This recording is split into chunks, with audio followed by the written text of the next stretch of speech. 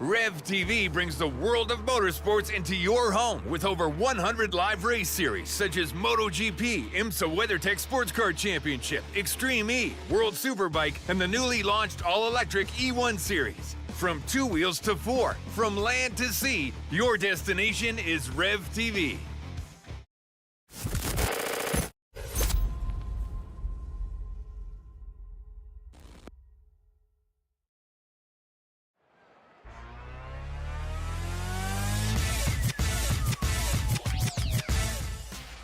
Round number 3 will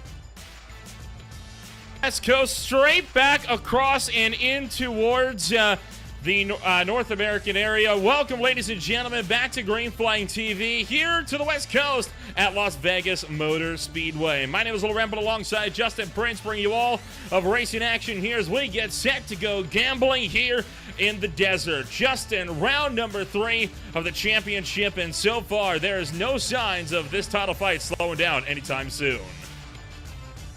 Yes, indeed. It's still early on in the season, but still plenty of opportunities to try and score points after what's been an interesting start to the campaign. We've seen some drivers show their speed when it comes to long runs, but when it comes to this type of a campaign, you need to be able to succeed for the big points at the very end. Be able to make the strategy work and survive any of the potential caution flags. We've seen that with Jaden Hopp so far, who looked dominant at the start in California, but in the end, everything, of course, went the way of Nicholas Coruscant with the strategy game. Tonight could be a little bit different since it is a mile and a half like Vegas. It's been a very unusual season so far. Right now, 2 different race winners on the calendar and 2 drivers that we're not used to seeing up here near the sharp end of the order. One of them being a rookie, another one a series veteran, but with only now 2 wins to Nicholas Coruscant's name. And you mentioned the point situation being oh so important to keep a track of. Right now, while we may have 2 drivers we don't expect to see in victory lane up top, it is still Benjamin Lacey, the Season 1 champion, who leads the way in the points by 5 at a Daytona winner, Michael Ramos. Pretty close so far, but it's only a couple races into the campaign. Keep in mind, the only driver in the entire field to get 2 top 10s has been Lacey after all. That's why he's got that points advantage, has been able to keep it clean. Some other drivers we've seen, like Tom Rasco, be towards the front down the running order so far. Dalton Kilrow amongst the several drivers, though, that were caught up in horseplay, as it was described after post-race. There are several drivers going to be sitting at home tonight watching. Dalton Kilrow, Sean Britt, Zachary Wareham. 3 drivers, and 2 of them that can be heavy hitters, disqualified after some post-race shenanigans last week at Auto Club and being forced to sit out today as well. That is huge points being lost. And with no win in your in system into the chase, that, stripping of points from Auto Club and missing out tonight, that could be the decider between getting in and getting out for a title run. It absolutely can. It's going to be definitely painful when it comes to the point standings here. It's going to take a lot of effort and a lot of success just to close out. Keep in mind tonight, going to be a very cool racetrack to say the very least. Around 71 degrees Fahrenheit for the start time so far for a mid-afternoon tilt. It's going to be interesting where the grip lies as the night progresses for these drivers as they search around here at Las Vegas. All of this takes us into the warm-up session, and before we kick things off here with the start in the grid, we're of course going to shout out the folks that keep the lights on here for the High Tide Racing League. Tonight's race is, of course, brought to you by Ohio and Indiana Roofing here this afternoon. They're a sister company to the Bruns Construction Enterprise, specializing in commercial and industrial roofing, and are committed to accommodating the unique needs of each client and offering creative services to meet those needs. They're a team of individuals who work for the same common goals: professionalism, quality, and service. Services include preventative maintenance, re-roof, new construction, infrared scanning, green roof solutions, metal, retrofitting, emergency repair services, and more. Visit www.oiroofing.com to learn more. Once again, that is www.oiroofing.com to learn more. And Justin, despite us having 3 disqualifications, still 40 cars registered for this race. It's a packed house today in Vegas. Yeah, just about full, if not completely packed field for tonight's. It's going to be wild is what I'm trying to get into the mindset here tonight. These drivers are going to be aggressive. It's going to be hard to pick up track position tonight progresses. It's going to be so critical to be smart about where you make your passes as a result, because one pass can put you 5, 6, 7 spots back as the night goes on. And we're going to get a rundown of your starting grid this time by as 40 cars set to rumble to life here in the Nevada desert. Start of the pole position, it is defending champion Jaden Hopp. He starts alongside front row runner Cody Gibson. Row 2 on the grid, already almost a tenth and a half out.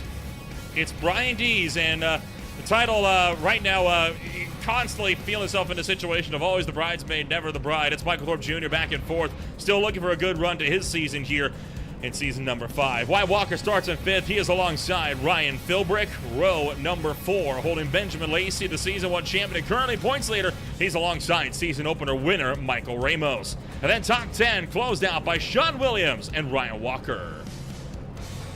Then 11 spot tonight goes to Austin McGill with Scotty Stevens driving the O2 machine. He'll start for the 12th position tonight. Nick Nickerson will start 13th. Alongside him is Hunter Karsten.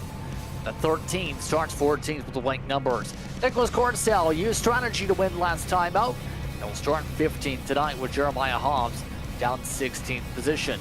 Scott Schuler starts down 17th with Eddie Higgy, who will start down in the 18th position. The 97 starts back a couple tenths off the pole. Same can be said for many of the airs like Corey Bell and Tanner Marr, near identical in qualifying round of the top 20.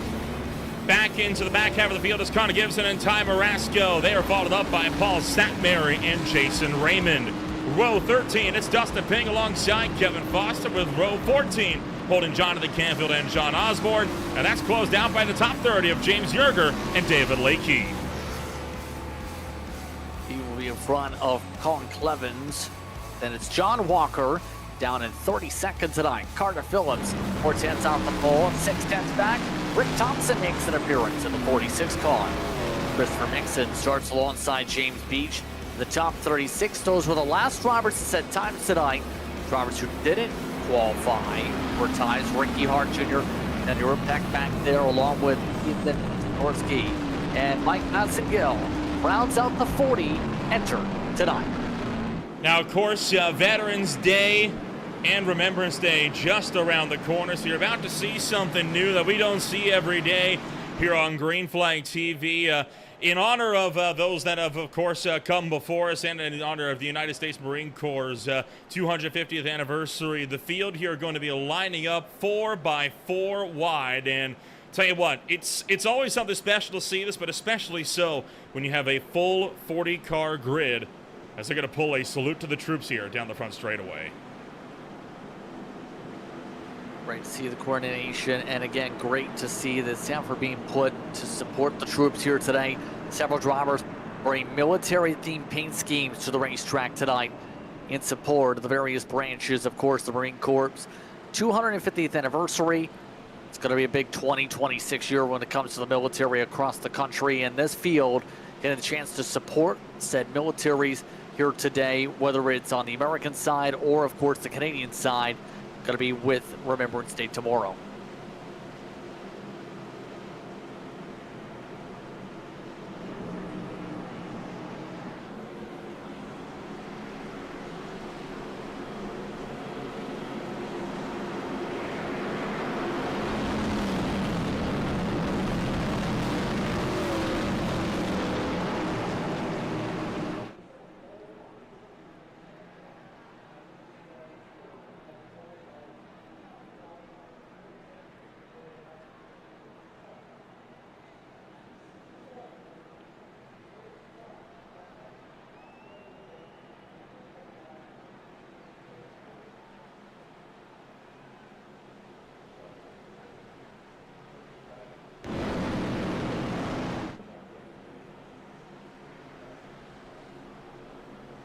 And as the lap-long 4-wide salute is going to draw to a close, the field is going to get set to double things back up, and then we will be taken to green flag racing action here before too long. Obviously, Barton the flagman eagerly waiting as drivers pull to the inside to reform this 2x2 grid. And, of course, today, well, more tomorrow, right? But today as well, it's, of course, a time to remember all that came before us with, of course, the two world wars back in the 1914 and 1918, and of course 39 through 45, an unbelievable loss of life. And of course this salute dedicated to everyone, both known and unknown, for making that sacrifice to ensure that we can all live happy, free lives here this afternoon in the 21st century. But Justin, back to racing here. 20 rows, 40 cars gearing up to go racing, and all 40 of them have taken to the grid.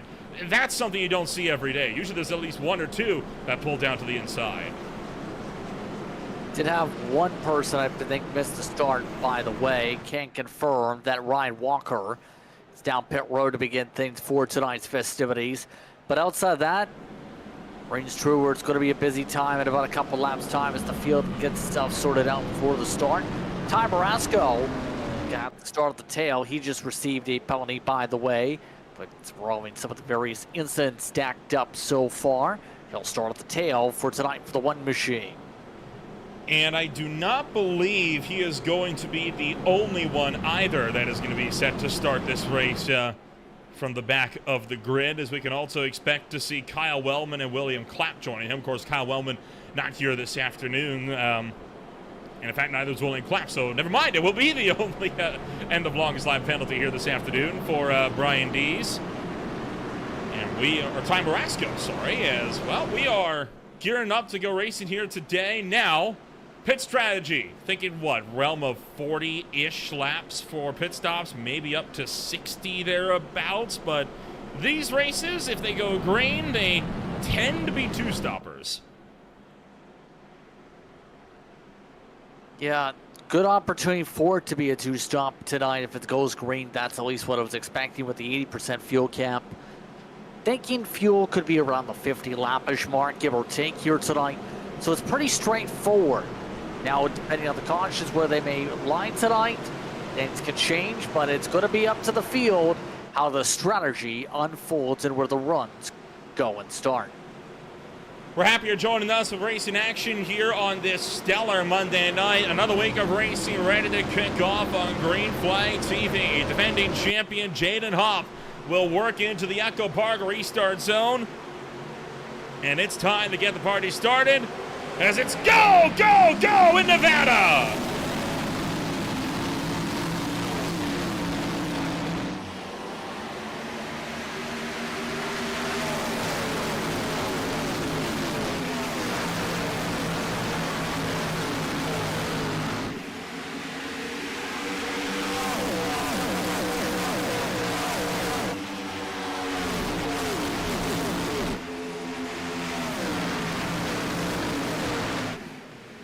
Off of turn number 4, it's Cody Gibson who will lead the way at the end of lap number 1, because frankly it seemed like Jaden Hopp wanted nothing to do with 39 cars breathing down his neck deeper in the field, and in fact he has taken a pit road. Yeah, I think that might be something to do with the penalty box. I am not sure on that situation. He was asking race control. Should I start from pit lane? Should I not take the green? They told him he could take the start, and I guess down the lane he goes to serve. But I have to figure out the exact reason, again, for the penalty box for the rest of the field. Sees Cody Gibson in control, and don't sleep on Gibson. He can perform well, and he's right now roaring up front as the rest of the field tries to make its way down the back. So far, a relatively clean start throughout the grid here. And there is Jaden Hopp just leaving pit road, now one lap down. Oh, look out, hold on, as Jeremiah Hopp's gonna go around. He is hard into the outside wall in turn number 3. Oh, and he's gonna get hit as well as he was stranded in the middle of the racetrack. Mike Massagill has been turned. And there's another car spun to the inside. That's Ryan Philbrick, I think, in the 32. Sorry, Colin Clevens. Yeah, a lot of chaos building up there in the heart of the field, as you can have happen here if you snap around like that. That's going to help out Hopp's situation with a caution flag out, but I think that all really started with Nick Nickerson, who didn't go straight to the bottom.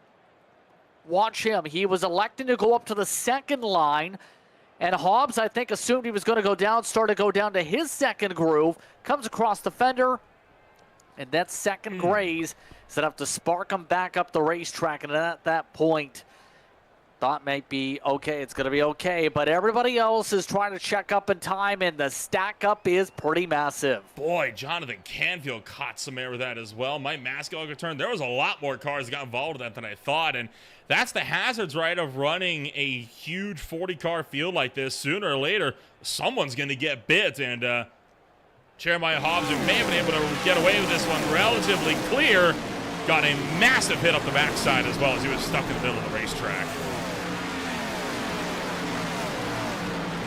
Yeah, you see this right there. The big issue was a lot of people were trying to lock on the brakes, and some people just didn't see it, quite simply. I think a lot of people were trying to make sure they were trying to get slowed up, but the rest of the field was just thinking it's still good racing conditions, and that sees drivers like James Beach and many others take heavy contact here and have to come down to pit road. Keep in mind, in this series, no faster pairs available to remind anyone watching along.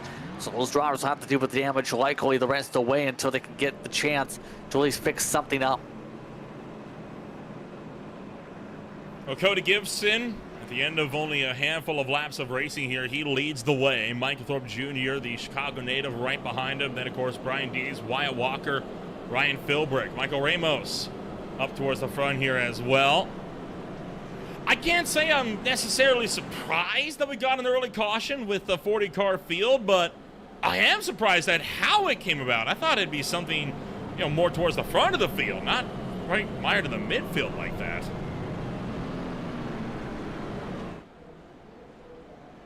Quite sure on that, Mark.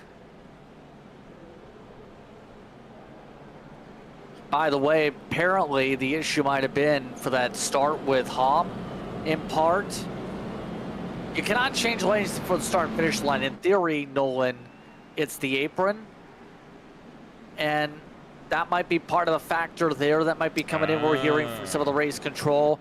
The other part is there was apparently some conversation that I need to start for the pits in general, and I'm not sure if it's the apron part or just the being told by somebody about starting for the pits. He's making it challenging. That's what I'm going to say. The situation, again, just not getting the full confirmation. Right there, you saw him. Was race control's rule.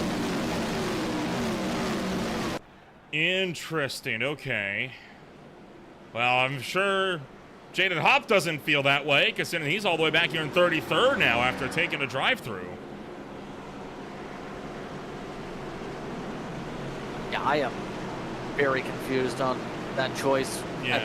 Well, the possible ruling was that going on to the apron before the start-finish line would constitute a lane change, and you saw he was very clearly well onto the apron prior to the start-finish line. I guess the ruling just is now, does that count as a penalty for a lane change, or doesn't it? And that seems to be where the confusion lies. But at this point, you may as well say it is, because he took the penalty and he's at the back. He's lucky a caution came out to get him back onto the lead lap pretty much immediately after he went a lap down. When he flies back to the air, Cody Gibson leads us to it. Clean restart, inside line again, getting the momentum. Brian Dees able to pick up a lot of track position over the course of this one. Well, you did qualify up front, but I mean in terms of being able to get the bottom rolling. But a lot of these other cars trying to get sorted out pretty quickly here. These runs get built up on the bottom. You need to be on the bottom of the racetrack at 3 and 4 to really get a lot of ground made up here at Las Vegas.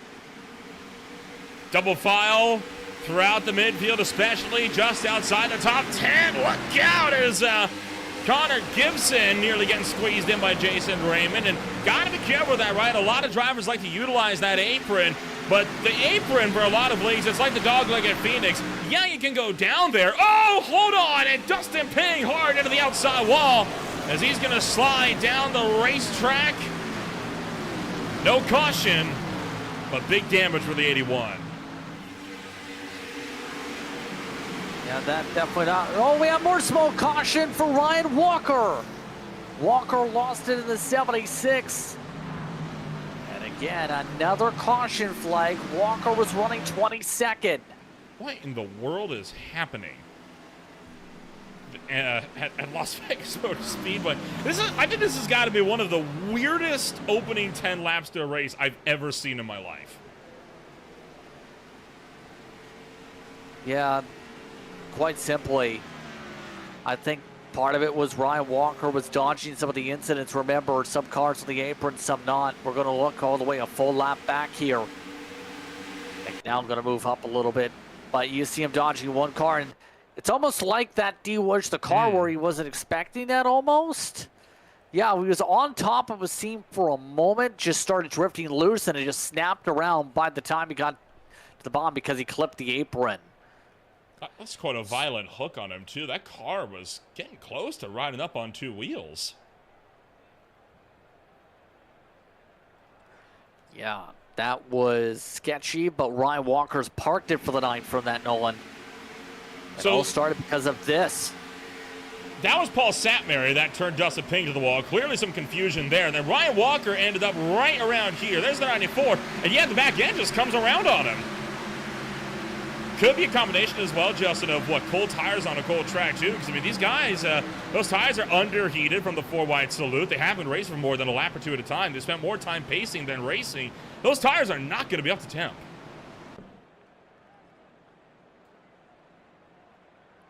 Yeah. Now, at this point, cautions, precautions, precautions. And at this point, you're just hoping for a long run to be able to situate yourself strategy-wise. We're still, if you do the math, by the way, in terms of potential top-offs, like 25 laps or so from the ability for drivers to then think about a potential stretch into one stop. So it's not beneficial if you don't have the track position, or if you do have track position already, to come down and top off. So for the most part, we're seeing just about the majority of the field just waiting to see if they have a chance to be able to race it out here.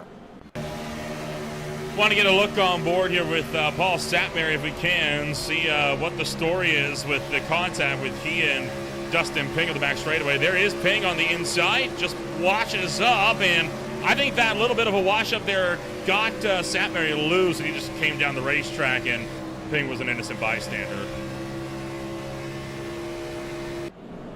Yep, and that's going to destroy Ping's race, to say the very least here.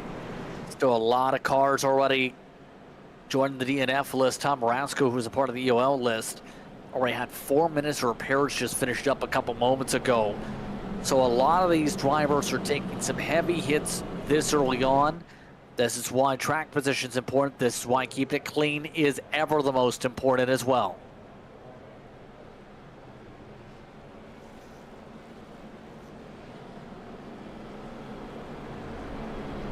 Cody Gibson opting for the inside line on the restart here, with Brian Dees all the way up to the outside. And once again, we'll double up. And just like Auto Club, a huge host of cars out of this race before the opening 10 laps. You're looking at right now 5 cars in the garage. Ty Marasco's 5 laps down. He's just made his way back out to the racetrack after spending 4 minutes in pit road. Dustin Ping's a lap down. He just got back out on the racetrack. John Walker just got back out here. And so did Christopher Mixon. All 3 of those contenders still laps down. So we're down to only 31 on the lead lap after just 12 laps.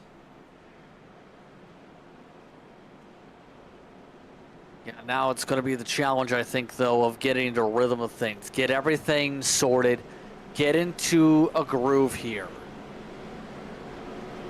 So we'll have to see if the field's going to be able to calm down a little bit, Nolan. This field has stayed very bunched up, very anxious in terms of how they've raced so far. That's led to incident after incident. We'll see if we're able to keep it clean this time, get some laps put up on the board.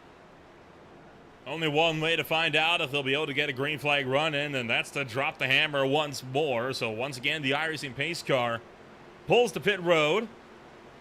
Cody Gibson into the Echo Park restart zone. Green flags out. And racing action kicks off once again. At this point, we'll see where the drivers now get themselves sorted to the bottom of the racetrack. You know how good that bottom is. You have to be able to work your way through the bumps, though, through 1 and 2 in particular. When you use that bottom groove, look at some of the side-by-side put up. Rainbows amongst them. Williams also charging hard on that inside groove. So far, so good, though, here out of turn number 4. Too wide, like it's a high-speed pace lap at about 200 miles an hour. Down the front straightaway and into turn 1. Benjamin Lacey trying to see if he's got an answer down low, but he's just going to clip off the apron transition. That's going to cost him time to Tanner Marr. Yep, one of these drivers just trying to quickly make these passes. Already some of them up 21. Sikorsky in particular has gone a lot of places up. James Raymond also moving their way through. James Raymond up 8. Horse slides again. And Daniel Rupek catches the outside wall. Something fierce on the front stretch there. No caution, and it looks like he's managed to keep it more or less together, but I'd be worried about that right front because it went hard into the tri-oval fence. Yeah, that's going to be a bit of an issue, possibly. Obviously, things getting a little bit hectic, to say the very least, for a lot of these drivers to try and sort themselves in the midst of this pack. Ray Race Controls having a lot of improvisations as it looks like big slow up James Beach.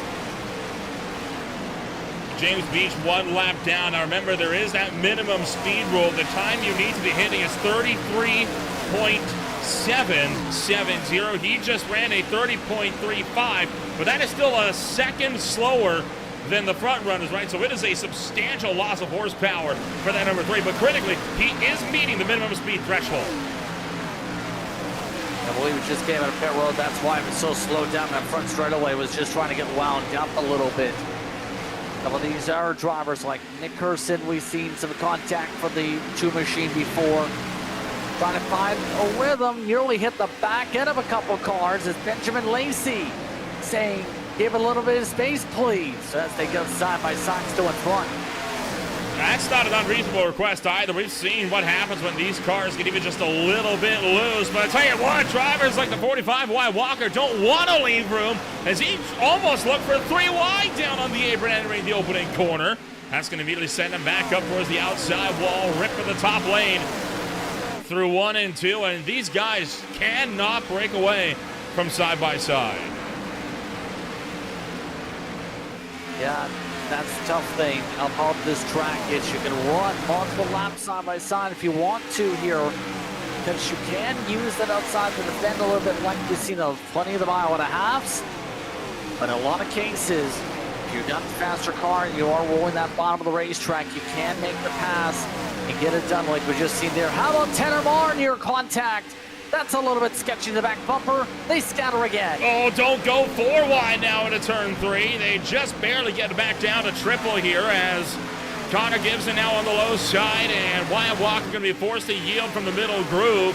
Jason Raymond is still in the base. He wants to make use of that apron, but the loose moment that he gets as a result going to force him back.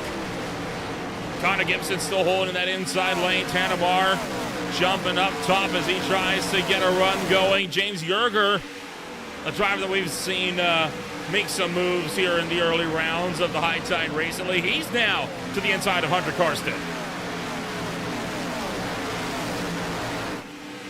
Yeah, a lot of these drivers just trying to cut their way forward here. You can use a bit of the apron like Yerger can, by the way, in a little bit of ground, but it is going to make you a bit looser and burn up your tires a little bit more. Look that low on the bottom of the racetrack at this point. Seeing plenty of these drivers amongst those who've gotten some repairs, like Stevens make some ground up. Back to 18th. Still also Raymond. Still yet to get this job done on the 45. One of the Walkers, Wyatt Walker, has just kept this going and going and going like the Energizer Bunny.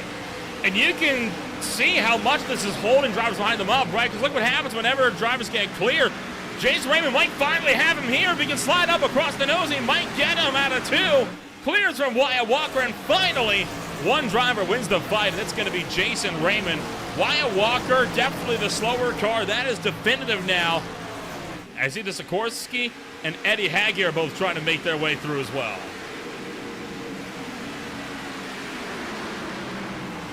Yeah, a lot of people just trying to get them away as much as they can through this pack right now. The fall-off, by the way, here, Nolan, is critical to think about it as we've gone on. Some of these drivers have fallen off 0.7 of a second so far. A lot of cliffing off some of these tires right now. Sikorsky, for reference, though, he's only fallen off nearly a full second while getting through all this traffic to make some of these passes. Rick Thompson in particular, amongst the many have topped off. We've got some trouble up front. Tanner Marr slow off the wall. And he's going to kind of cause this field to check it up a little bit as Tanner Marr drops back. Not sure what's happened to Marr here, but clearly something big. Likely caught the wall out of turn 4. And one critical thing as well to keep an eye on right now as they nearly collide again. You saw how bad the glare was coming out of turn 4. That might be why we're seeing so much movement out of turn 4 from these guys. And possibly here in the least, but keep in mind, these drivers all getting situated here. A lot of people like Jaden Hop are going to have to get it on. Others are slow after run to the front straightaway. The 10 machine, Clement, all over the racetrack. Will be 21st. Last time by at the stripe. Let's see what happened here. It's a little bit too much speed, possibly coming out of the corner. Just snapped it around a little bit. Good save to hold on with the bobble in the first place there, but still clapped the wall going too high into one. And you saw a bit of a 3-wide moment as well, deeper in the field, that also sent him further down towards the tail end of this one. So the fights continue on in aggressive fashion. As right now, Wyatt Walker and Scotty Stevens remain 2 by 2 out of turn numbers 3 and 4. To the front straightaway. Hold on, Jason Raymond with an aggressive cut low after he came off the outside wall as well. Right now, these drivers really testing the limit, searching around for grip. And outside also good when it comes to the ability to ramp off the corners here. We're seeing a lot of people test that right now. And Hanky trying to make his way through on Hop again.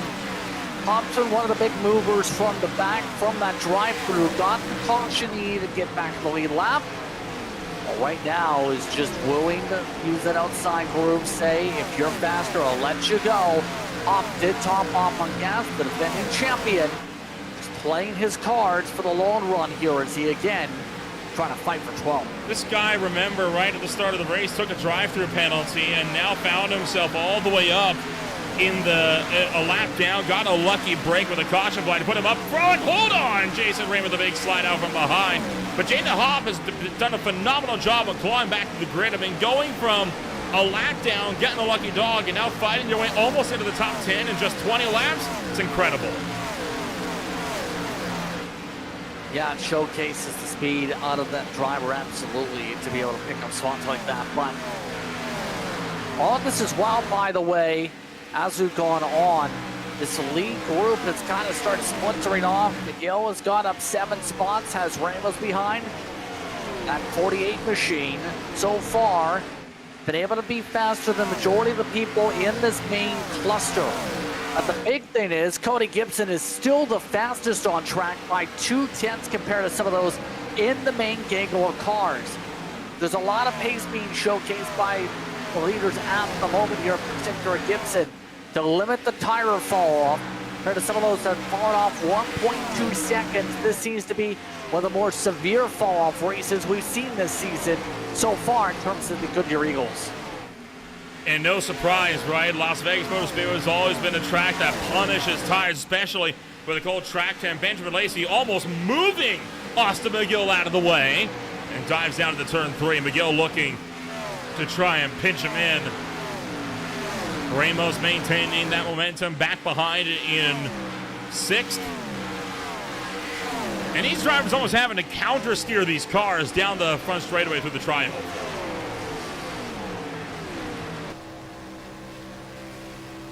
Yeah, watch this angle right now. You have that ability to pinch down like there with McGill, be able to slow up the momentum, put you into a spot where you have to lift. That's why Lacey is searching around for clean air, seeing if he can get the run built back up out of the corner and have an opportunity to go back on the attack on the 48 while trying to defend on the 27. It's about an equation of thought on, is it better to just ride the bottom and cruise, run the normal racing line, or go from there? Some people like Yerger having issues coming in. And look at that left front there. James Yerger has absolutely clobbered the wall somewhere on the racetrack, and that is why we see the driver, the number 30, the driver, number 39, coming down pit road. So a tough break there for Yerger. as he is going to be sent to the tail of the field. And this battle for fourth remains hotly contested, and steadily but surely, it's bringing more drivers in. Ryan Philbrick's in the mix, Sean Williams in the mix, and now Hunter Karsten and Nick Nickerson closing in as well. Yeah, this is all part of a group that's now about 11, 12 cars deep. They have started to break away from the Thompsons and the Stevens and the Canfields of the race so far here tonight. As this field has hit more and more fall-off bands. Will say, been solid so far for Karsten. He's been just minding his own business here, being able to just run his line, running that middle so far. You see him right now, just trying to build up some speed, not willing to force it too much on the wrist right now. Doesn't need to. He's got track position. It's about setting things up because pit stop time is less than 15 laps or so out.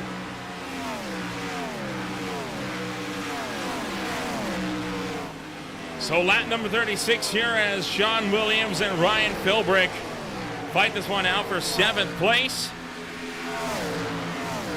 Philbrick trying to look around the outside of Williams, this time by Hunter Karsten, also in the mix, and Karsten wanted to try to see if he could get a run going. And there is a lot of side-by-side happening even deeper in the field. You look back to Scotty Stevens and last week's winner, Nicholas Coruscant, trying to make this one work, and Stevens showing that inside lane is losing pace.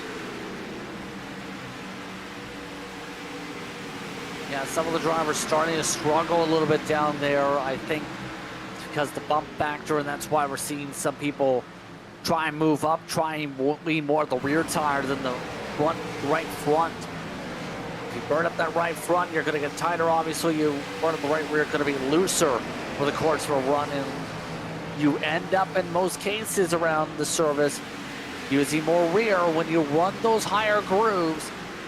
So that's why I think partly we're seeing some of the search around here, try and get the chance to get runs squeezed down, make passes like Rory Bell's attempting here in Pack 2 at least, to try and make something work. These drivers in this pack, by the way, their fall off almost at the 2-second mark.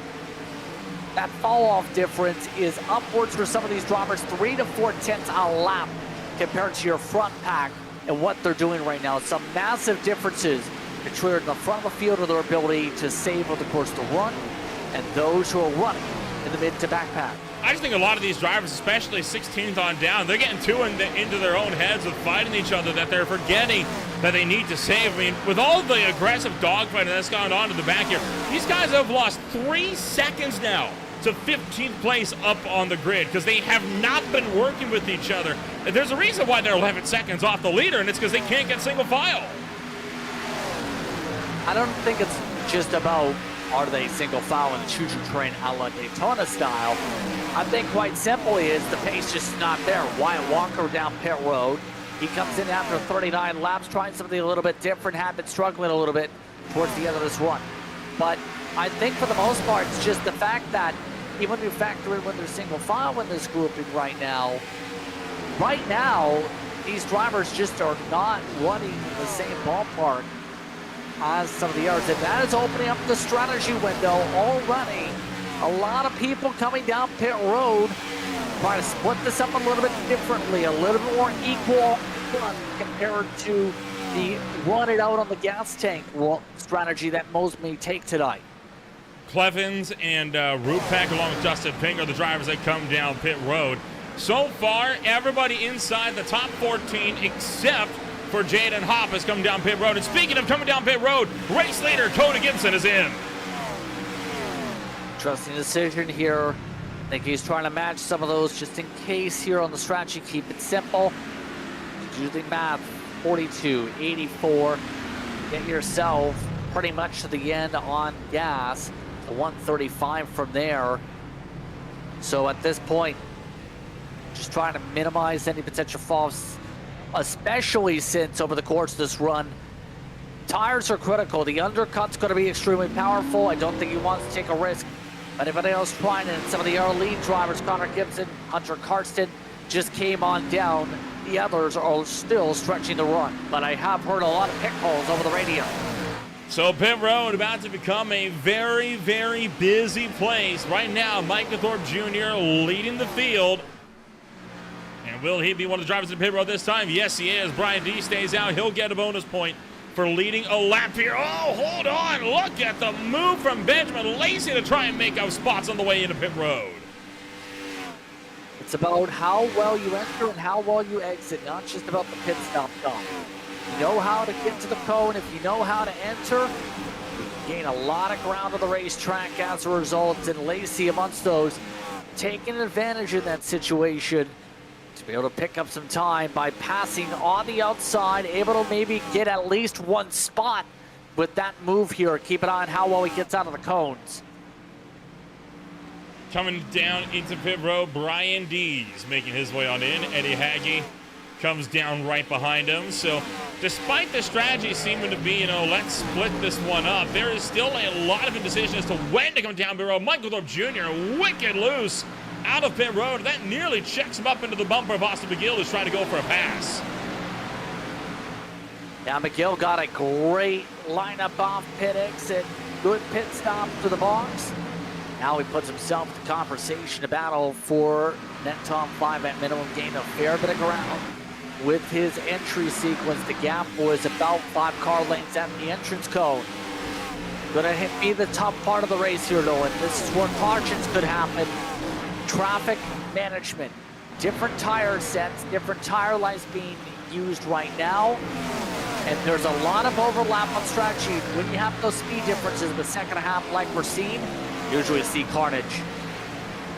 Outside of the first 5 to 10 laps in a green flag run, yeah, green flag pit stops does tend to be one of the most likely places where you're going to be seeing a caution come out from. And boy, we're seeing these drivers doing a good job on managing all of that traffic so far. Scotty Stevens, Larry Bell, 2 more cars coming down pit road. I think one thing that's helping, though, is the fact that drivers are kind of coming down more one at a time instead of in massive groups. It makes it a little bit easier, especially for the cars on fresh tires, to dodge that slower traffic when they're slowly filtering out of their way instead of all checking them up in one large group.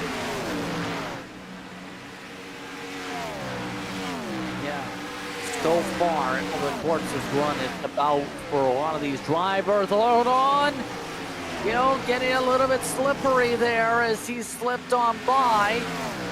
34 now behind the 48, able to get in front with that slipperiness at this point. You have to be thinking about, can you get yourself an advantage? Keep in mind, Gibson with his advantage. There is a big difference of 3 laps, by the way, Nolan. It's in particular. It's about, you were talking about separations. Gibson on the undercut. Right now is still quicker than those drivers trying to catch him. He's got an advantage of 8 seconds. Even just one lap in cars that are this volatile can make a world of difference. You really cannot ever sleep on fresh tires. Critically, that lends a bit of an advantage as well to the drivers that go for a lap or 2 on the overcut strategy, because they could quite easily run that time back down, giving the leaders quite a hard time. You just got to be careful. You got to be careful that you don't stretch the overcut so far, though, that you can't run the back down by the time you need to come down to get a second time.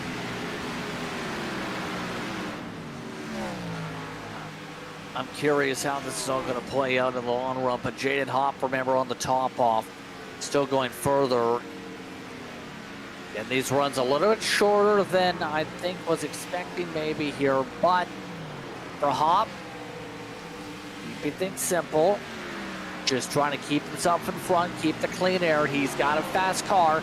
His fall off was not as bad as most of the others, only 1.1 seconds of fall for the course to run for the 00, compared to the leaders who were at 1.5 when they were coming down. He's going to be well back of the rest of the field here, knowing when he does pit, but he's going to be one of the fastest, if not the fastest car on track, likely, after he gets those fresh boots put on. It's going to really help him propel his way to the field as some of the errors on his strategy are in.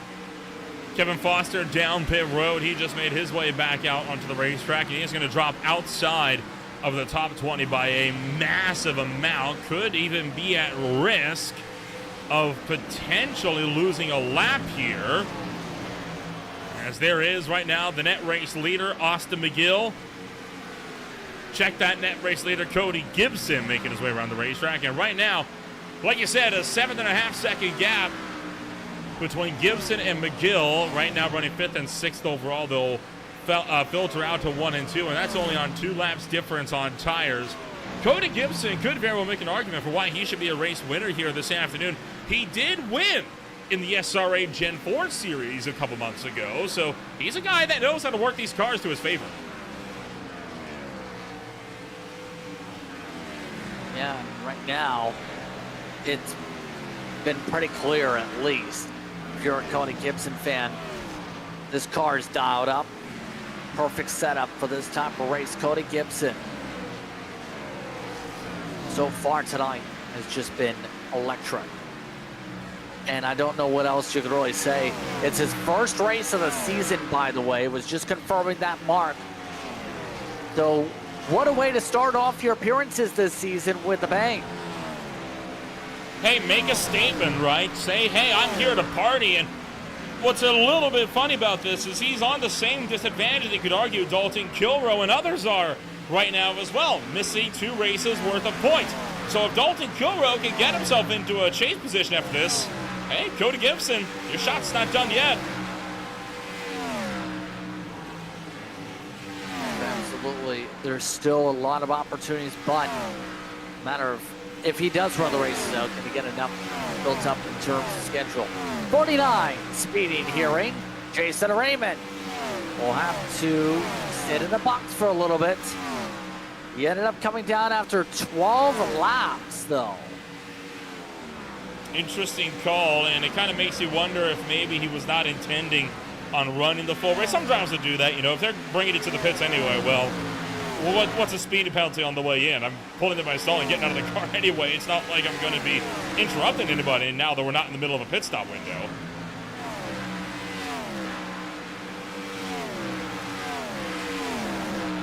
Yeah, now it's for now Raymond. Big pain in terms of the running order, obviously going to be for him here. But all of this as well, the strategy has been flipped around with the pit stops for everyone else. Jaden Hopp, he only fell down to 11th with his pit stop. Here's the thing, 11th place, 16 seconds back. Some of these other drivers like the 97, the 13, that are nearby him also. That is at a risk of, by the time this goes green, potentially falling a full lap down by the end of this one, Nolan. So there's a good chance if it goes green, Gibson could lap the vast majority of the field. Jaden Hopp going to have to push hard to make up a lot of ground up on the racetrack with this time difference. It's going to make things interesting to keep an eye on over the course of these long runs the rest of the way. Just braced the gap to under 15 seconds there, and it's continuing to close. He gained 6.5 tenths the lap prior to this, and 4 tenths the lap before that, and this time over 6.5 tenths of a second. So the good news is Jaden Hopp is going to be able to close up a lot of ground, but at this current pace, I'm not sure if I see him running down Cody Gibson by the time we get to the next set of pit stops. Yeah, going to be a good strategy, I think, for Hopp to be able to fly his way to the field. He's just got to keep it clean. Others like Michael Thorpe Jr. just not yet able to make any ground. They are not making up anything on Cody Gibson. Gibson is still in the 30.5s, 1 second of fall off for these drivers already after 15, 16 laps. 21's just absolutely found a groove, using the second line to be able to avoid those bumps in the bottom of 1 and 2. This has been really good for one of the drivers we've normally seen on Sunday nights here as well. A big contender in the Blaze Peltas ARCA series, was a big contender in the SRA Gen 4 series, and now proving that he wants to be a big contender in the High Tide Racing League as well. Cody Gibson starting to really make a name for himself here on Green Flag TV, and, well, we'll see if he can continue to hold on, but like you said, I'm not seeing any sign of these guys running them down anytime soon, especially if Thorpe starts to fight with Austin McGill for second.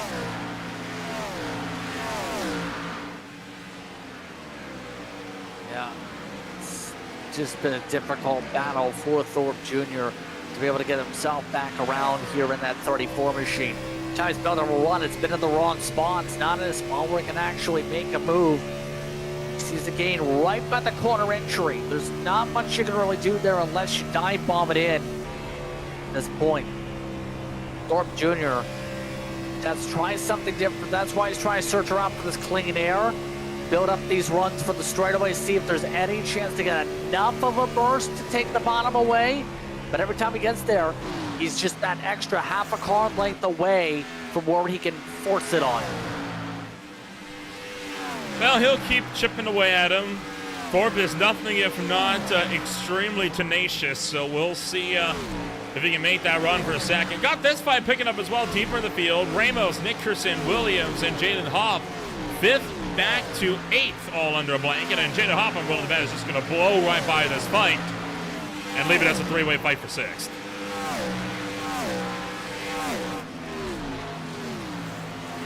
Good Madeline here with this 0-0 flying to the pack.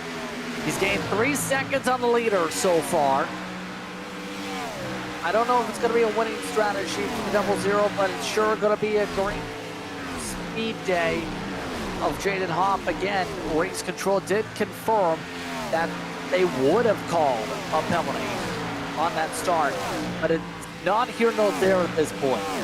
For Hopp, you just have to drive through the issues, try and make the recovery. And at this point, we've seen him recover well and play well with the cards he's been handed with the fuel mileage so far tonight. Still 71 laps to go, and he is in a great spot here to be able to maybe get a top 5 at least. Sun continues to dip ever lower towards the horizon here at the Las Vegas Motor Speedway as we will officially look to take halfway home this next time by at the line. Jaden Hopp fights his way into a top 5. The gap that was up to 18 seconds has now been closed down to just 11 seconds. He's run down 7 seconds in just the last 11 laps alone. Cody Gibson will be pitting likely within the next 20 though.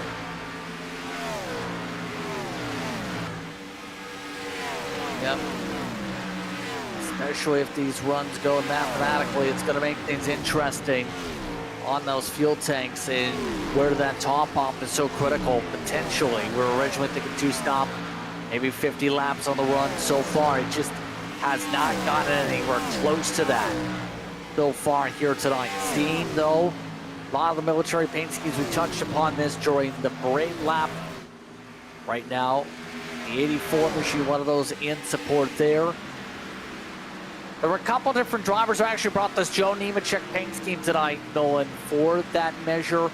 Great support after that salute. In sim, Jonathan Canfield actually does have a paint scheme as well for in support, just isn't showing up on our feeds, unfortunately. So a few people have gone in full support of the military for tonight's running of this race. Hey, thematic, you gotta run with the theme of the day, right? It's a lot of drivers, you have to declare a sports day. They're gonna show up wearing their home colors, no doubt. We see Michael Gudger over in SRE always frequently showing up with the LSU colors, that gold and purple scheme. So it makes sense. Drivers want to show their support to the military, especially with Veterans Day and Remembrance Day being tomorrow as well on November 11th. Of course, we do not have any racing action on the 11th. So for us on Green Flag TV, it's about the closest we're going to get to celebrating it. Still searching around at everything going on with this field right now. Believe Austin McGill just had a technical issue pop up. 48 is now falling down the order. The connection is falling as well. After running up in second, it looks like he's gone bye-bye. Well, that makes Thorpe's job easy. He's able to just cruise away now. He is competing, though, with some lap traffic, particularly traffic that has come down pit road for their second green flag stops of the night. Just lets them by.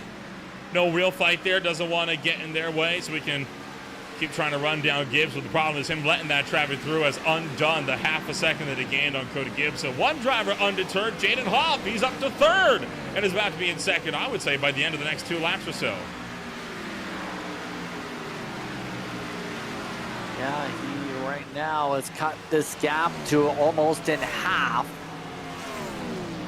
At this point, could obviously get the jump on for a second just on the 10-lap difference on tires. That's how big tire gap is. 7/10 a lap pickup. He's getting 4/10 up on the race leader as we go here. So it's going to be pretty close towards the leader, but not close enough to put up a fight yet. It's going to be the matter of, will these strategies play out where the 0-0 is going to be able to make it work on the fuel equation here to try and get up to the bumper on raw speed in that setup long term. He's had an incredible drive to get back up here as we see some of the others. Some drivers potentially looking to come down pit road. Eddie Hagg, I believe, just made his stop here on the afternoon.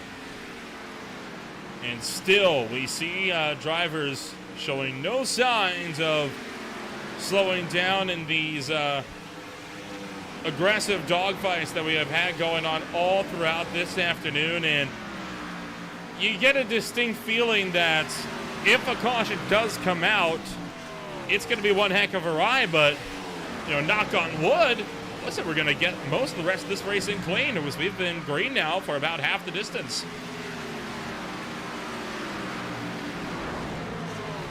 Yeah, this has been, after a caution type of race, a nice change of pace to say the very least.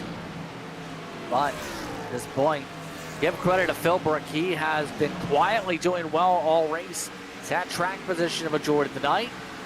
It's amongst those that went for an overcut, and the overcut just seems to have worked to make up a lot of ground in general, not just with Gibson, but now with the 06 and Sim.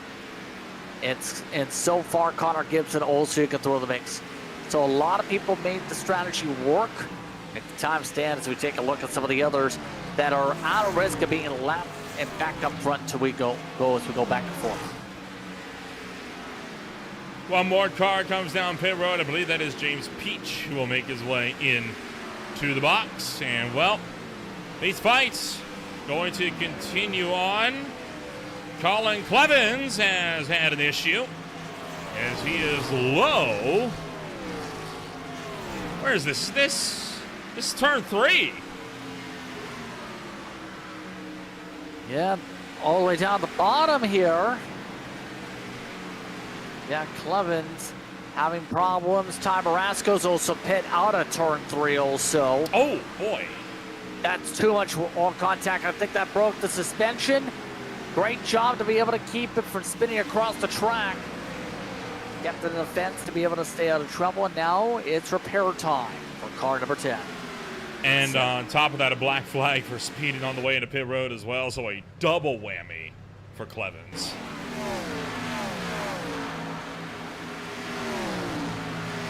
Yep. Just everything stacking up in disastrous efforts there at this point. But for now, it's going to get interesting on the math here, actually. We might get another auto club situation if this keeps going and we end up seeing some worse fuel stints the last time.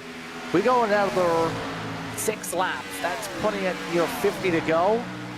You're talking about more stops with under 10 laps to go possibly. It becomes a question.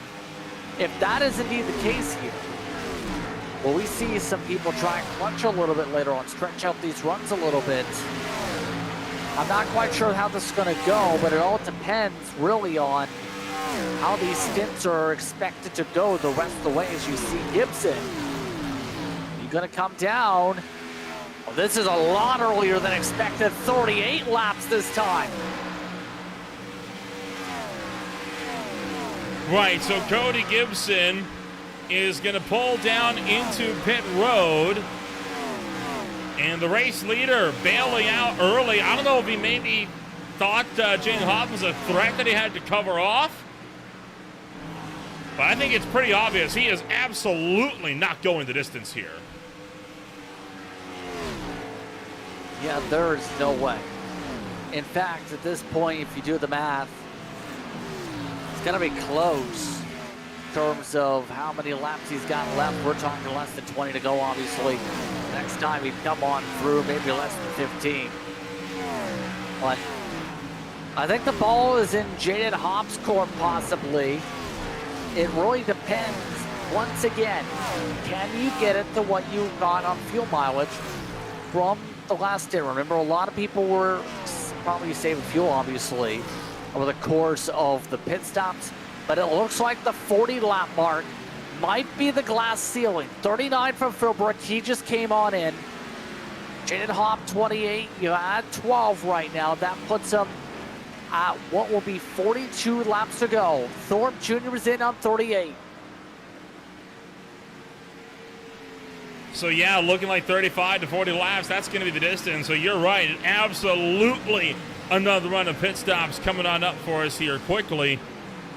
Ethan Sikorsky gets into the box. Scott Shire still making his way around the racetrack. It was a Shire and Coruscant old school racers 1-2 with Sean Williams making it 3. And right now, Shire trying to see if he can get some redemption after he all but ran out of fuel coming to the line that last time by. And you can hear these guys are putting to the clutch, trying to squeeze every ounce of fuel they can out of this race car. I think they have to, especially if you're Ramos, for example, and because quite simply, you end up losing so much time down pit road. If it's splash and dash, you're talking at least 30 seconds probably. Time you're all said and done, plus the access roads. It's for 4-tire service, 40 seconds cone to cone, plus the entry and exit. So you're talking really 55, 60 seconds of pit stop commitment. You've got to find a way to get the magic fuel saving tree out here. And this is where it's going to be so pivotal for those who have topped off on strategy here to be able to try and capitalize on this, make things work, stretch out the fuel as the rest of the leaders have come on down. Larry Bell is in. Michael Ramos, Sean Williams come down to pit road. Jaden Hopp still remaining out on the racetrack for the time being, along with John Osborne, Coruscant, Shire, and more. But just like we saw last week, pit road populates in a hurry. This is starting to kind of almost turn into a monkey see, monkey do type of situation. We got 50 laps to go still, though. And drivers like Jaden Hopp can go, remember, the extra 10 laps. Exactly. And my thought is here, it's going to become a spot where can you save 4 laps for a lot of these teams, and we might see a Nicholas Coruscant fuel save masterclass if that's the case. The problem is, you've got a lot of other people that have been heavily losing pace and saving a lot. John Osborne running 31.6s as of late, just bleeding time behind him as things have gone on as of late. So a lot of different approaches to this have gone on here with the fuel save. Canfield also just reaching 38, but he's 42 seconds behind the leader. And critically, he's just been given a mechanical black flag. I think those tires are gone on the 16 car because he's got to come to pit road this time by. Yep, he's gotta. That's gotta be a blown tire if that's the case there. And a tough break to get that over the course of the run. At least he didn't slam into a wall. Seen with some of the broadcasts, some people blow tires and spin the car out in dramatic fashion. But at this point, well, the drivers like Brian Dees doing a good job keeping the fight up. He went for a 4-lap undercut this time on strategy, trying to make some moves. The 97, though, undercut them all to be able to pick up the spots. Heggie able to get all the way to net second with his pit call so far. Yeah, right now, Eddie Hagee feeling pretty good about himself and his pit strategy. That said, he pitted 17 laps ago, so he's only going to be going further backwards. And you want to talk about a gap. The gap between Gibson and what will end up in net P2, Michael Thorpe Jr., over 10 seconds now after the latest round of pit stop. So the gap continues to grow. Yeah, this has been interesting to see where this has gone. But remember, short run, you've got to be able to fend them off. you've got short one speed, you can. The problem is Hagee does not have it. He's 2/10 slower than Thorpe, than Philbrick. Dees is matching his pace, obviously, with a similar strategy. So at this point, before these tires equalize, Thorpe needs to go, make the pass, get the clean air, get situated, and try and get a hold of that second on the strategy. There he goes.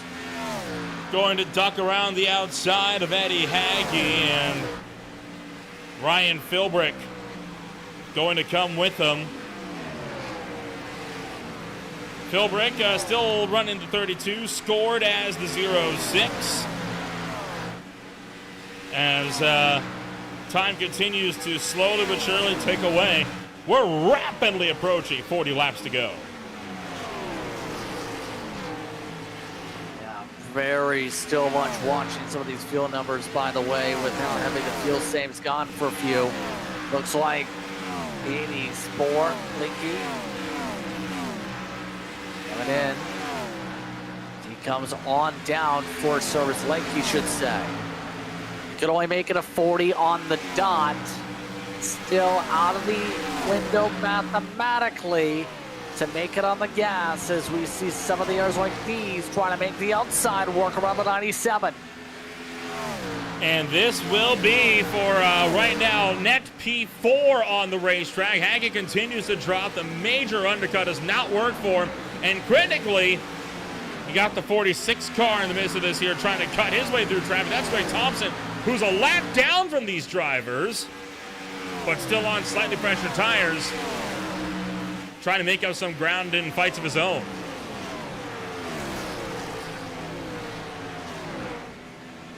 Yeah, right now, keep in mind, Dustin Pinamonso's coming down this time. They were trying to stretch forward. Some of the others, Pop, Corcel, George, still have gone 41 plus laps. They absolutely have timed this up on the fuel ones. If they can do that again for the end of this race, it would be Jaden Hobbs by a mile. Right now, he is still running 30.9s, faster than the others, trying to save gas here. This has been an incredible job by Hobbs to stretch out the fuel, get as far as he can on the window.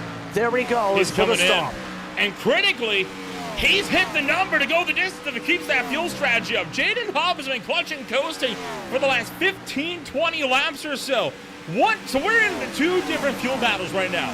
Right now, the battle is this. If Jaden Hobb can keep this fuel-saving strategy going, he's going to win this race by a different zip code. However, if he's forced into pit road, then Cody Gibson is going to try to run him down after having to take an extra pit stop for fresh tires. So Gibson is going to be, I'm taking a fresh set. I'm going to come down, take more fuel in that extra stop, but I'm going to be going as full as I can right to the end of the race. Jaden Hobb, though, having to play very conservative if he can fight this one out. So two different strategies. Go hard and fast or soft and slow. That's going to be a big decider on fuel tonight. And boy, you love fuel mileage races like this because it really does keep you on your toes right down to the white flag. It does, and that's the beauty of this type of race. We're expecting there was some potential there, but the thought was originally coming in if it went green. No, it's not going to be like Corcel with last week. No. You never know how the cautions are going to fly, to say the very least. The difference of 15, 16 laps at the start of this race have really just changed the absolute pace and rhythm of the rest of this event here tonight. Keep in mind, Hobb on raw speed gained about a net 1.5 seconds compared to everybody else. Already in 7th, looking for the top 5. Trying to go around the outside of Sean. He just did get around Sean Williams and Michael Ramos. Now looking to go around the outside of Eddie Hagee. And Jaden Hobb going to break in to the 5th place spot here this afternoon. So Hobb keeps up the fight. And there is a long way to go in racing action here this afternoon. We'll be back in a moment with more Green Flag TV. We'll go side by side. Quite a fight coming up ahead of us. Stay with us.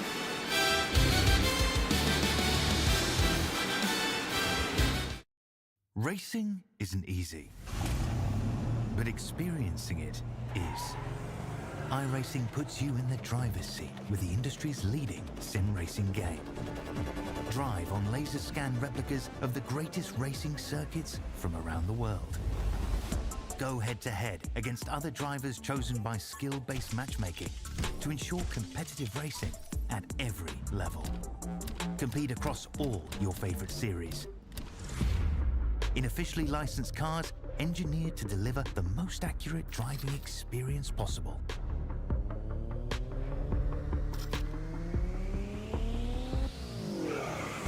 Join a race or host your own with players from across the globe. Race against the computer or in a league with friends.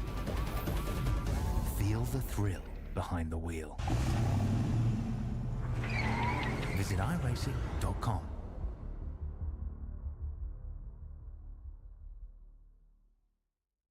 Rev TV brings the world of motorsports into your home with over 100 live race series such as MotoGP, IMSA WeatherTech Sports Car Championship, Extreme E, World Superbike, and the newly launched all-electric E1 series. From 2 wheels to 4, from land to sea, your destination is Rev TV.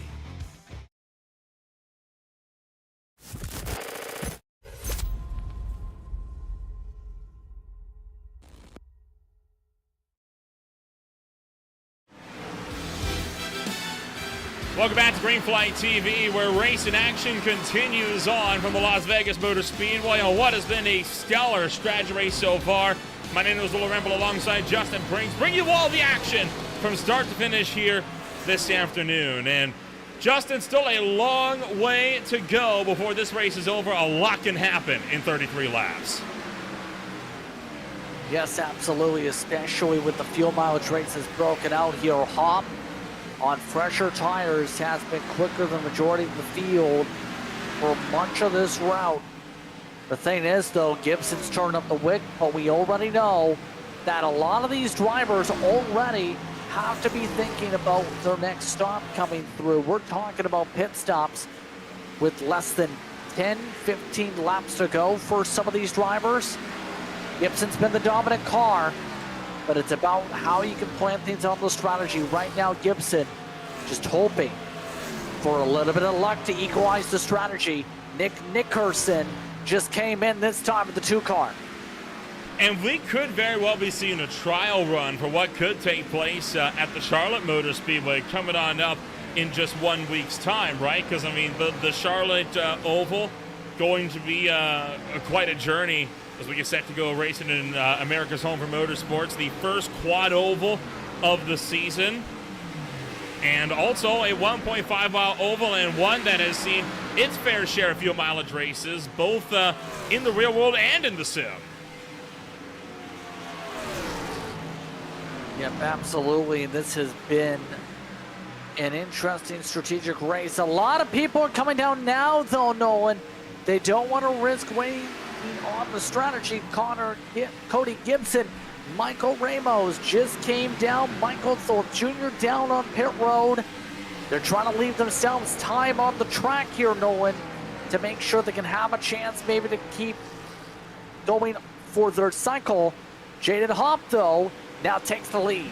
I don't think you really have much of a choice if you're Cody Gibson, right? I mean, we know that Jaden Hopp's saving fuel, but the tires that he had are just too fresh. He was still running them down despite saving fuel. Cody Gibson did not have a choice but to come down to take that final stop. Now that is his one hope on being able to salvage this strategy. Now he can go full bore to the end, but critically, he's a lap down. He has to pass Hopp twice.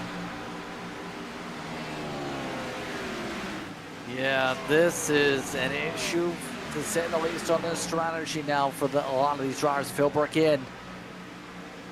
It's now in that point where you have to hope that some of these drivers run out of gas that are staying out and try and stretch it on the fuel run here if you want a true shot. That's 30 laps to do it, though. Brian Dees, he comes on down also in response to the others. So Dees comes down pit road. Ethan Sikorsky stays out on the racetrack for the time being. He is not looking to come down pit road just yet. Same story for Sean Williams, for Hunter Karsten, and for Daniel Rupek, who is now going on his 28th lap. Hold on, one car into the wall. That's James Beach, the number 3, who has caught the fence once again. Just not been his night. He has had horrific luck from the start to finish here. From the first incident of the day. Let's see what happened here on the replay. They've already tried to let cars go in the first place up on the high side and didn't hit the wall at least to 1 and 2. Almost did. Well, there it is. Yeah, absolutely. Yeah. Thought he was going to hit on the entry, but nope, just arced it a lot more towards the apex. Carry too much speed, and the 3 is just trying to survive here. 27. Quite a few drivers trying to survive, and it's going to be a game of survival on Wednesday at Circuit of the Americas for the round of 8 cutoff for the Premier Sim Racing Outland Motorsports Truck Series, as well a game of survival at the last Great Coliseum as the Mid-Atlantic Racing Series is set to take once again into Tuesday night action. Beer League is back for more Wednesday as well. The Zero Torque Racing League will be hitting up the Richmond Raceway at the Action Track. It's called as such for a reason. Friday night's going to be entertaining. And then it's an Indianapolis doubleheader. The SRA Super Speedway Blitz takes to the Brickyard first, right ahead of Bump Day qualifying. An extremely dramatic pole day. 4 major crashes on Sunday afternoon as we locked in the top 24 for the 8th annual Paper Cyclist Systems Indy 500. And the back 9 will be locked in after another 3-hour session on Sunday afternoon. As well as that on Sunday, Pace making its debut here on Green Flag TV. It's going to be the Precision Automobile Club Esports, and they have their Toyota GR86 series set to kick off. That'll be at Oulton Park on the Island Circuit right now. 19 cars set to go racing on Sunday afternoon as well. All that and more on Green Flag TV. If you want to find out more, be sure to subscribe, hit the bell. We got racing almost every day of the week. And Justin, last week's winner, Nicholas Coruscant, not showing fear on fuel as he cuts his way around Dan Rupert. Yeah, we know he's not afraid to stretch on gas. He's actually in a better fuel spot compared to Jaden Hopp to make it to the end. The downside is he saves so much in the early runs here. He is already just about a full lap behind the 00. There he is right there, Jaden Hopp. That's just absolutely absurd what Hopp's been doing here. You can hear a little bit there with the edge. Trying to play a little bit with the throttle, with the clutch here to keep stretching. Try and keep this run going for another 21 more laps. And yeah, trying to go, I think he's almost just about trying to shut the engine off. That's how much he's trying to save fuel here. Coruscant is the car 2 cars up the road, and the one that finished second right in front of Jaden Hopp. You see how far those RPMs drop, almost into the 3,000 range. Critically, the one car that Hopp is not at risk of lapping is Hunter Karsten, but in fact he is, because Karsten, remember, has to go down to pit road in under 10 laps.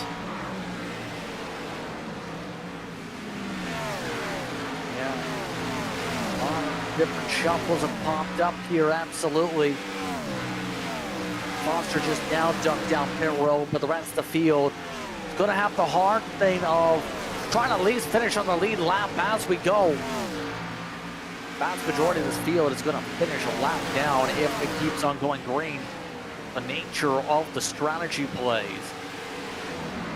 So at this point, you have to be able to pick up some spots here. Nickerson getting boxed in with traffic.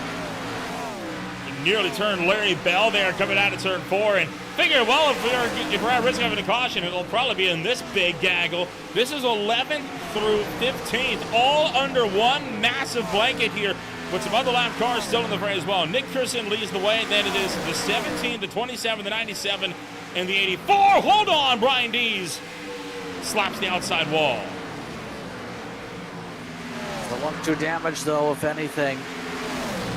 Bit of a sketchy moment, but again, he's got the speed to make the pass. He's got fresher tires than everybody else in this group. Just had to find a hole and go forward like he's doing right now to be able to take advantage try and settle in. If anything, he's pressing the car a little bit too much, trying to get this job done. And Rick Thompson has just clobbered the wall, something fierce, completely missing the front clip from his machine. What the heck has happened to Thompson? Not quite sure. He was running okay-ish throughout the night. I think that's Philbrick getting around him there. No problems here, though. Yeah, I don't think it's Philbrick is the issue here. Wow, that's gotta be a tech issue. Something either broke, something like a screen froze the wrong moment where he didn't realize he was still in the middle of the trial hole. At the very least, he guided himself to the inside. That's why he kept batting the inside wall like that. I don't even know if it was that, because, I mean, he was able to get it turned down the racetrack just fine. Let's ride on board with him here. The car was really unsettled coming out of turn 4, and I wonder if maybe he just lost track of where he was. You see how loose he was there out of the corner. Actually, nope, I take it back. You're right. You hear him very deliberately lift out of the throttle. Not a wheel failure, but definitely a screen blacking out or something, losing track of where he was. Takes him right out of contention for an okay points day. Give credit to Sean Williams. He's done a good job today. He's had good speed so far throughout the night. One of the drivers that we know can play things out on strategy. We've seen that at California, at Montana. 14th in the point standings. As long as, depending on how things cycle with some of these drivers on strategy, he's going to be in a pretty decent points day yet again. Maybe get himself maybe top 10 in points, get himself on the top 12 cutoff. Michael Ramos going around the outside of Sean Williams. Nick Nickerson looking to be boxed in there as well. Eddie Hagee sitting just in the wings. Connor Gibson waiting in the wings as well. The fight for 15th remains a hotly contested one. Critically, Cody Gibson has just overtaken Coruscant for the second place spot. So at the moment, no risk of Jaden Hopping lapping the whole field because he is not catching Cody Gibson, who is on a tear.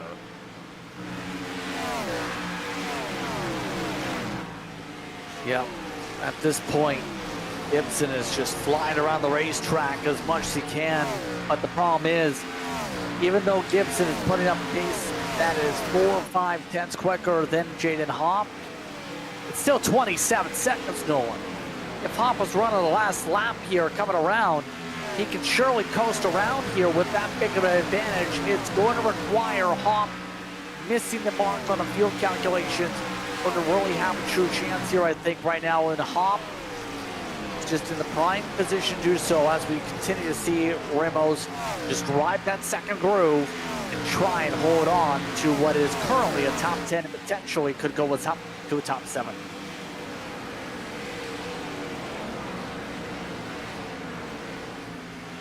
So Williams, Nickerson, Hagee, and Moore, they continue to fight this one out. Another fight a little bit further down the grid that's getting tighter. Larry Bell and Carter Phillips scrapping for 18th and 19th place. And most drivers below this fight are just on recovery drives from damages, hoping to score some points. John Walker just came down pit road. Rick Thompson been in pit road for the last 3.5 minutes or so, and Larry Bell trying to go around the outside of Phillips.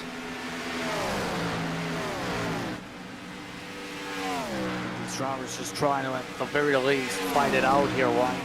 Bit of rough days for them, multiple laps down. They're racing like it's her first place with some of these dives at the moment. Remember, Bell, much fresher tires than Phillips. Only so long you can hold that back in this type of situation. All with this being said, running out of laps up on the board. This race is going to get interesting pretty soon for these drivers coming up to 7 to go.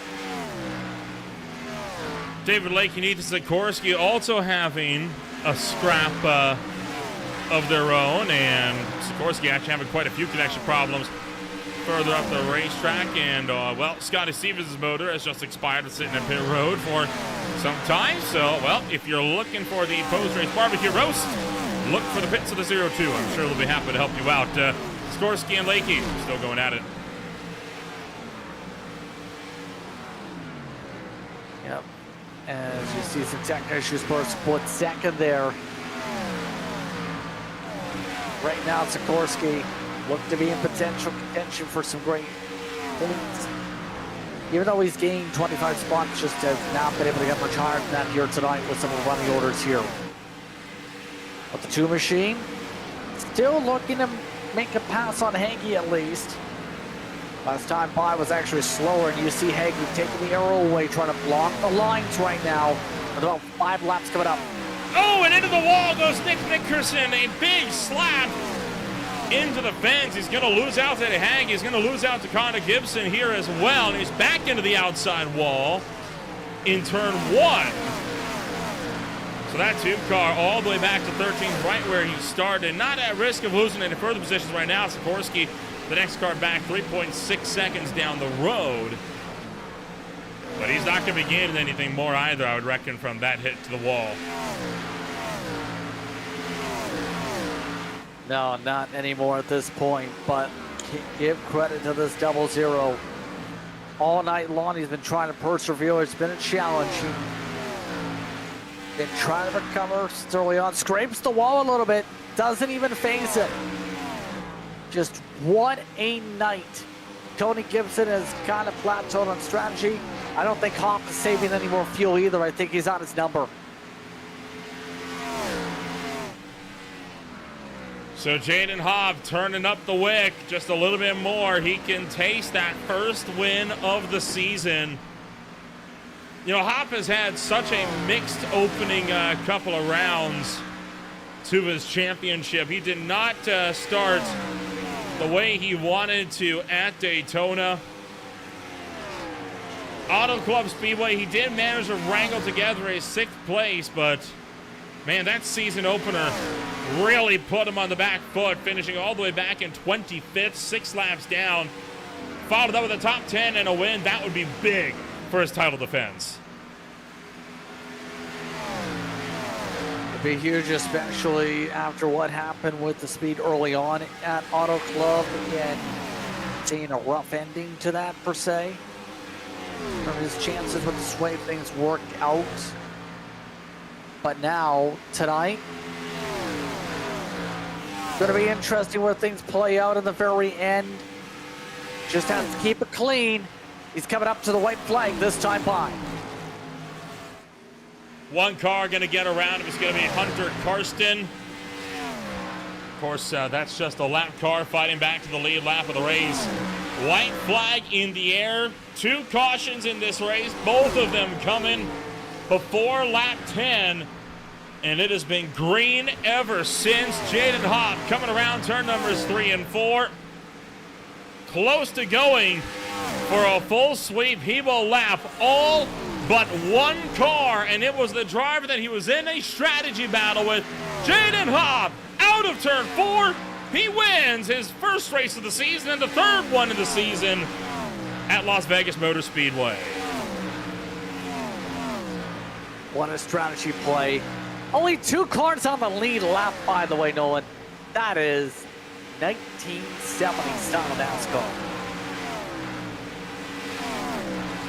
I remember seeing some of those wild results sheets of sometimes one guy winning by, 4 laps or more even.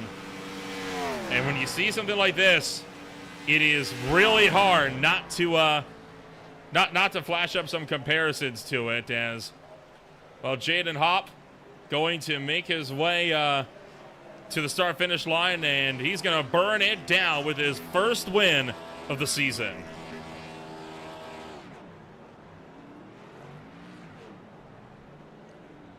How about that, to say the very least? That was smart of him all race long to get the top off, played the fuel game. He played it perfectly on the mileage all throughout this run while being faster than everybody else with the tire stints.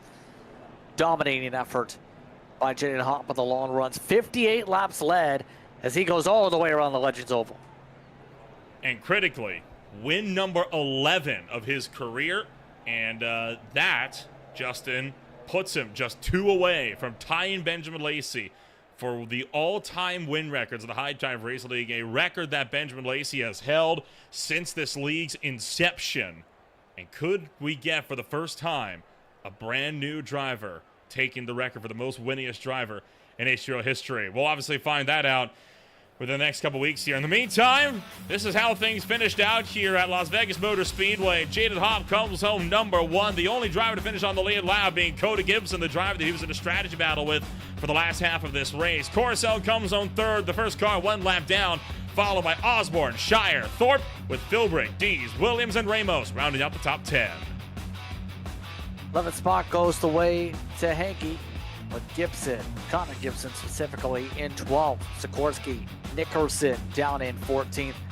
Then you have Lakey down in 15th. Karsten, Bell, Phillips, Wyatt Walker, and Foster, a part of the top 20, all still running. Down 21st to 30th, it's going to be Daniel Rupek, Jonathan Campbell, James Yerga, Wyatt Walker, and Paul Satmary. Finishes this race 11 laps down. Thompson was 15 down. James Beach, one of the first cars out of this race, 16 down, followed by Dustin Payne, Scotty Stevens, and Colin Clevens. Then you also have a part of the issues technically was McGill. Then Benjamin Lacey, hope everything's okay with his situation. Heard that he had to go to bring his dog to the vet. That's why he parked it for the night. Jason Raymond had his issues with speeding and didn't come back out. Tom Marasco, Tanner Marr with some issues with VR tonight. Mike Massengill in 36, Mixon, Ryan Walker, Hobbs, and Hart Jr., the rest of the running order. 40 cars started this race, about 28 ended up finishing, but what a race that we had here this afternoon. We're going to get the chance now to take a look at all the drivers that finished this race, 1, 2, and 3 here this afternoon. We'll start things off here with Jaden Hopp, the driver coming home number 1 this afternoon. Jaden, obviously a huge effort for you here this afternoon. Kind of talk us through the afternoon, because this race, it ended up being a bit of a wild one. Yeah, it sure seemed like that from my point of view. We had a good qualifying. Then I started at the back because Sean told me to. The plan was to start from pit road, but it would have been rude if I missed the 4-wide start, so I took the green anyway, and then gave myself that penalty on lap 1 just for the hell of it.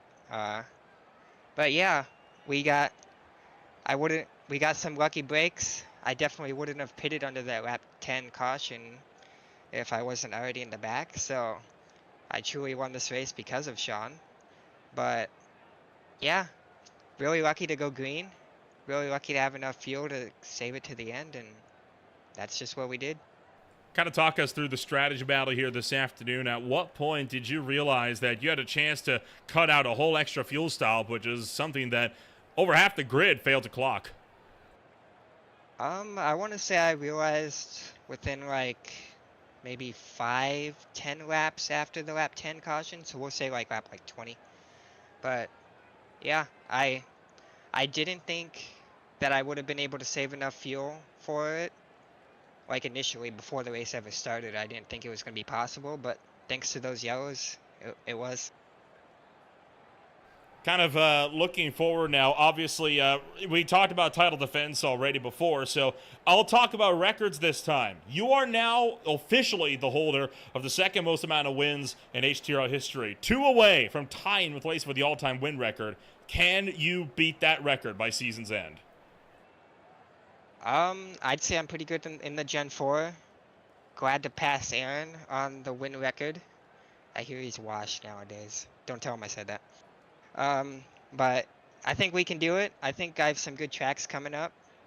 Not sure how next week will go at Charlotte. I feel good about Charlotte, but I haven't run.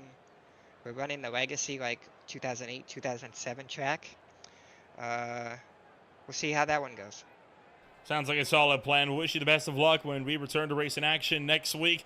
And Jaden, good luck in Concord in just 1 week's time.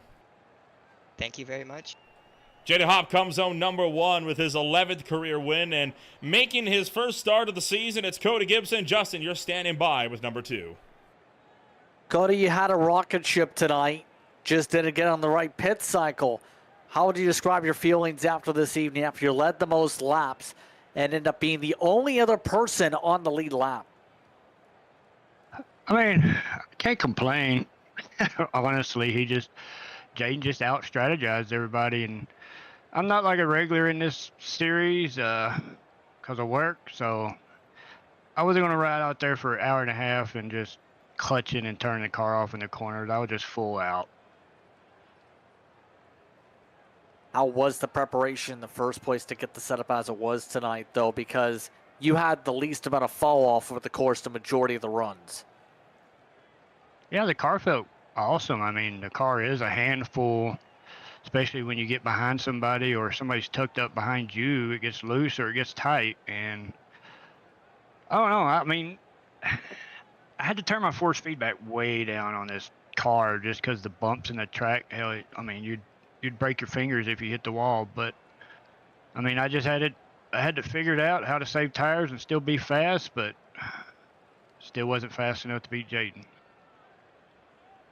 So that being said, when's the next time we're going to see you on the racetrack then? Well, probably when I get another day off. Okay, on that note, anyone you want to give a shout out to here tonight?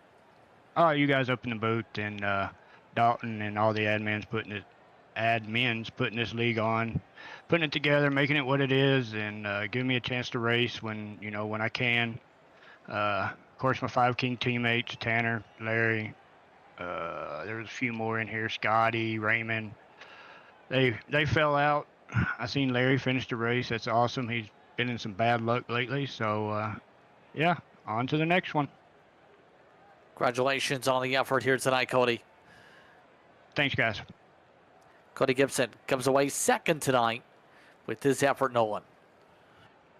And that will take us around to third place this afternoon. It is last week's winner, Nicholas Coruscant, going for a double podium back-to-back. And Nicholas, obviously your season has started off strong. Of course, only 2 cars finished on the lead lap. You're the first one lap down. But, hey, a podium with being up 12 positions where you started is not a bad result at the end of the day, all the same.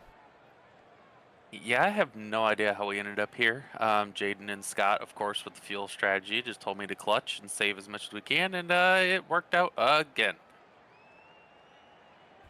So the strategy overall tonight didn't quite swing your way. You were one of the cars that ended up coming down for that second pit stop in the final run, whereas guys like Hopper, you were one of the guys that actually managed to make it the distance there. Do you reckon there was anything you could have done to try to run down that 00? It's funny. Nobody's going to run down Jaden. Jaden's a master at what he does. He puts in a lot of time, a lot of effort, and it shows on here. He is amazing. So with this being said, you've gone 2 podiums now. So you've proven that the pace from last week, far from a fluke. Do you reckon you have a chance to have a good run here and potentially run to the championship here in Season 5? We'll see. It's hit or miss. You never know with those early race cautions. You don't know if you're going to get caught up in something or, work your way through it. I wish we could go green on some of these just the whole way and just race it out instead of having these fuel mileage races. It would be a lot more fun and be a lot more interesting racing, I think. Well, all the same, we'll get set to see how things are going to pan out next week in Concord, North Carolina. Charlotte Motor Speedway awaits, and Nick, we'll let you get to it and get prepping for 1 week's time. Thank you, guys. Thank you for broadcasting. Appreciate it. Nicholas Coruscant comes home third here this afternoon, and, well, that is going to do it for our post-race interviews here this afternoon. Justin, an extremely different race than what we're used to seeing here on Racing Action on Monday night. A few caughts right at the start, but overall a fantastic fuel mileage race right through to the end. An interesting one to say the very least. Jaden Hopp absolutely played this perfectly in the very end with how the cautions went, especially early in this race.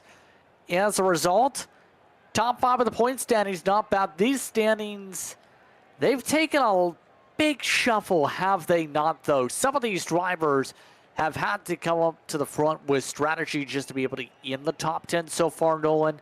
Scott Shore in particular had a quiet night, but gets the points lead with Lacey having the DNF.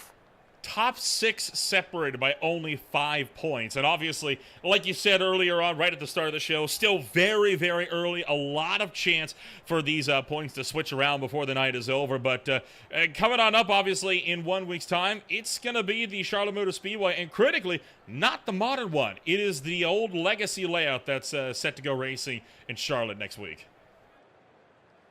Going to be still a pretty bumpy ride, though. You'd have to think as well, though, with the legacy version, just because of how we know Charlotte Motor Speedway can race. It's still going to be important to get those throttle points up right. Going to be an interesting race, and I believe the legacy version is the one with the all-star yellow wall still. Indeed it is, and that's going to lead to quite the ride coming on up in 1 week's time. But before we get to more racing action, there is still other series that have yet to have their runs back out here on Green Flag TV. So up next, tomorrow night, it's the Mid-Atlantic Racing Series as they get set for a battle of survival at the at Bristol Motor Speedway. PSR with their final playoff cutoff race of the year. They're going to be a Circuit of the Americas alongside the Beer League on Wednesday night. On Friday, it's the Zero Racing League at Richmond. SRA will see the Super Speedway Blitz swing to Indianapolis. Then it is the Precision Automobile Club Esports. They are going to be out at Olton Park for their season opener. Join Howie Burrows and, one other person over there on Sunday afternoon for season opener racing action with Toyota GR86s. And earlier in the afternoon, it's the Classic IndyCar Series set to see who will qualify 25th through 33rd for the 8th annual Paved Recycling Systems Indianapolis 500. If you want to find out more about who we are, what we can offer you, check us out today at www.greenflagtv.com. Overall, an absolutely amazing race tonight, and this championship is still very much in its infancy. So as we get set to say farewell, Charlotte Motor Speedway waits, and we'll see you when we go racing next week in Concord.